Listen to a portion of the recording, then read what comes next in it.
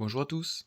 Dans cette vidéo sur la diffraction, nous allons résoudre un exercice type, à savoir le calcul de la longueur d'onde de la lumière diffractée. On éclaire une fente de largeur petit a avec une lumière laser de longueur d'onde lambda à déterminer. Le schéma correspondant à l'expérience est le suivant. On observe la figure de diffraction sur un écran située à une distance que l'on notera grande D égale à 1,50 m. La figure de diffraction présente une tache centrale dont la largeur sera notée grand L. Nous devons donc, à partir des données, déterminer lambda. Ces données sont les suivantes.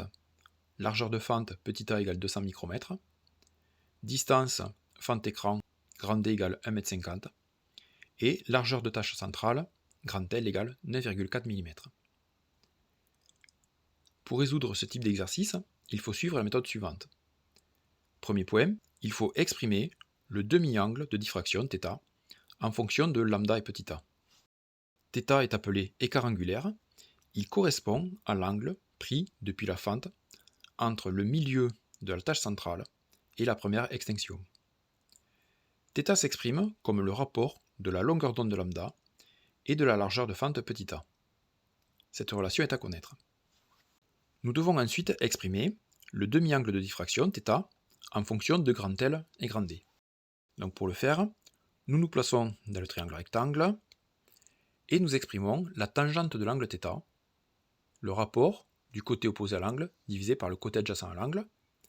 Or, le côté opposé correspond à la demi-largeur de la tache centrale, soit grand L divisé par 2, et le côté adjacent est égal à grand D, la distance entre la fente et l'écran. Or, pour les petits angles, c'est-à-dire ceux inférieurs à 0,1 radian, nous pouvons faire l'approximation suivante, tangente θ égale θ. D'où θ égale L divisé par 2, le tout divisé par grand D, soit θ égale grand L divisé par 2D. Et troisième point, nous exprimons maintenant lambda en fonction de grand L, grand D et petit a. Nous comparons donc les deux expressions. La première, θ égale L divisé par 2D, et la deuxième, θ égale lambda sur A. Nous en déduisons que lambda égale grand L fois A divisé par 2D, et nous calculons lambda en n'oubliant pas de convertir chaque longueur en mètres.